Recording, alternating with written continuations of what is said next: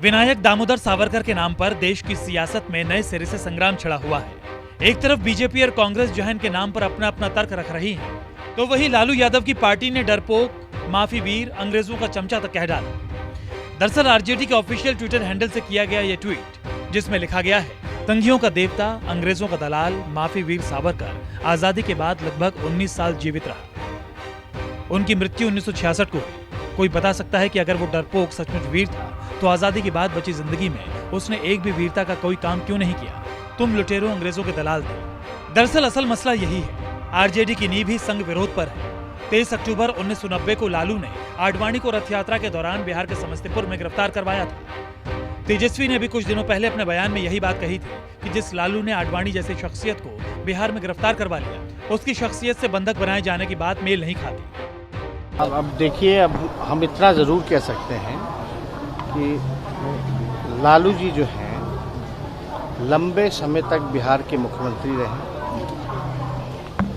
Rail मंत्री रहे, दो प्रधानमंत्री उन्होंने बनाया, आडवाणी जी को भी गिरफ्तार किया।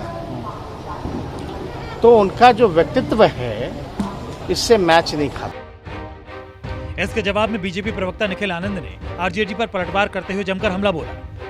जो पार्टी राजनीतिक सत्ता प्राप्ति कर अकूत संपत्ति अर्जित करने को सुराज मानती हो, जिस पार्टी का नेता भ्रष्टाचार के आरोप में जेल जाने को स्वराज कहता हो, उस पार्टी और उसके नेताओं से भारतीय इतिहास पर प्रवचन नहीं चाहिए।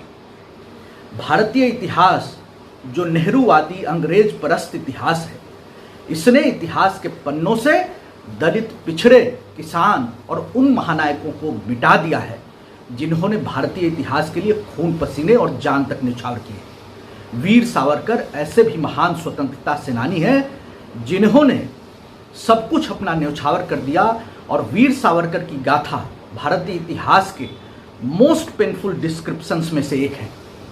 भारतीय इतिहास के पुनर्लेखन की जरूरत है, और कम से कम राजद के लोग जो Manoj Jha school of political thought के स्टूडेंट हैं, इनको कम से कम इनके नेताओं को मैट्रिक पास करना चाहिए।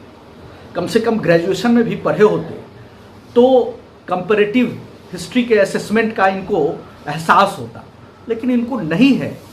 ये अज्ञानी लोग हैं, ये ऐसे ही प्रोपेगेंडा फैलाकर राजनीति करते हैं। इन पर बहुत ज़्यादा कुछ कहने की गुंजाइश नहीं है, इनको इग्नोर करना चाहिए। नमस्कार, मैं हूं मानक गुप्ता। अगर आपको हमारा ये वीडियो पसंद आया हो तो इसे लाइक और शेयर जरूर करें, और हाँ, हमें सब्सक्राइब और फॉलो करना ना भूलें ताकि आप देश और दुनिया की कोई खबर मिस ना करें। तो जुड़े रहिए हमारे साथ और देखते रहिए न्यूज़ 24।